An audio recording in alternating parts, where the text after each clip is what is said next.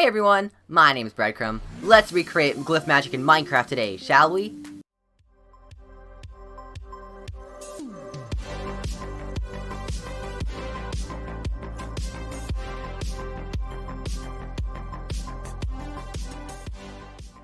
So, recently, Dana Terrace made an announcement on Twitter saying that Season 2B of the Owl House was coming out March 19th.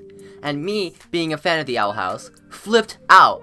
And then, I had a big brain idea. What if I recreated Luz's glyph magic in Minecraft? And so, I got to work. My implementation will be very simple. It will be created using the Denizen script language with the Denizen plugin. I have 5 glyphs: light, fire, ice, plant, and the invisible glyph combination. And each glyph will have 1 or 2 abilities, and some can even be infused with a weapon to do even more things with the glyph. I started out with the light glyph because I thought it would be the easiest to make. My hope was to get a floating orb that followed the player and lights up the area surrounding them. To do this, I created an invisible armor stand, equipped a player head item with a skin that looks like a yellow orb, and attached it to the player. It will now follow the player for a few seconds when the player right-clicks the light glyph item. Then, I tried to get a moving light source to work with using Minecraft's new light block. A few tries later and a new thread in the Denizen support server, and I find out that it's not possible to have moving light sources in Minecraft. That was a pretty big letdown. Later, I just decided to have the floating player head and have just particle effects to make it look spicy. And that's all the light glyph does. Later, I got to work on the next super cool glyph, the ice glyph. I wanted to create a pillar that would boost the player into the air, just like in the show. I got to work figuring out how to create the pillar using an ellipsoid. After realizing that it will not create what I want it to, I just decided to use a schematic instead. The schematic will just be a cylinder that is 5 blocks high. I then realized that I could just use a single slice of a cylinder and then duplicate it in the code. That will reduce the file size of the schematic, and it will also be easier for me to achieve what I want with the ice glyph. When you right-click the ice glyph, it will adjust the player's location up 1, paste a copy of the schematic, and then shoot you up as if it was actually giving you momentum and pushing you upwards, just in real life. Physics! I also created an ice sword. An ice sword can be created with a smithing table and an ice glyph in an iron sword.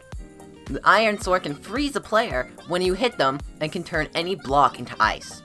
I added a very cool freezing effect to the damaged player to make it sell the effect of being frozen even more. Now, for a super fun one, the plant glyph. The plant glyph acts like the ice glyph in a way, but is slower and shoots out leaves. It can also create a lot of flowers in a circle around the player. I started by kinda copying ice glyph's code. I would loop through a set of points around the player, modify the block to be a leaf block, and then stack the blocks upwards. This loop will continue until all points around the player has been exhausted and the loop finishes. Then, I modify the player's position upwards like the ice glyph and shoot leaves up from under the player. This creates a really cool effect as if the plants are coming up from the ground. The plant glyph also spawns a bunch of flowers if the player shift and right clicks the ground.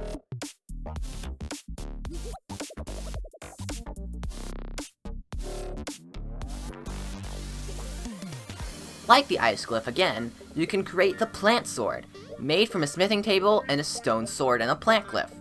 The plant sword, when clicked on a block, will turn it into a flower. Not very helpful in combat, but still very fun to make. Also, when the player is hit by the plant sword, some leaves will surround the attacked player and they will slowly disappear over time. It's very fun to watch the player just disappear by a pillar of leaves. Now for a super hot one, the fire glyph. The fire glyph is probably one of the most simple ones, but also very powerful. You can shift right-click a block to catch it on fire. This actually just replaces the block with fire, but no one needs to know that.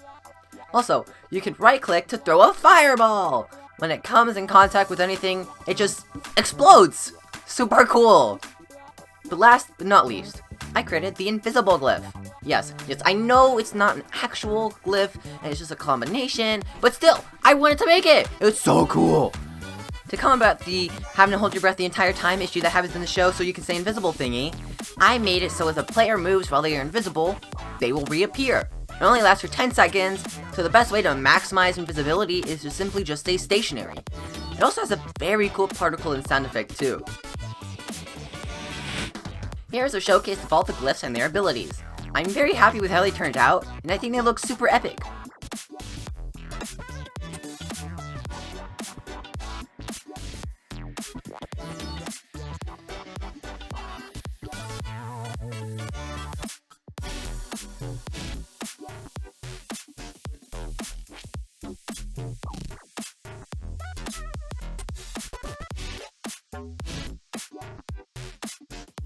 Thanks for watching. I really hope you enjoyed this video. All the code made for this video will be in the description on my GitHub profile. All the code is open source under a very permissive license. If you want to use it, please make sure to follow the license and terms of use. Make sure to like, subscribe, and click the notifications icon to be notified when I post a new video like this one. Stay toasty, bread boys. Until next time, goodbye.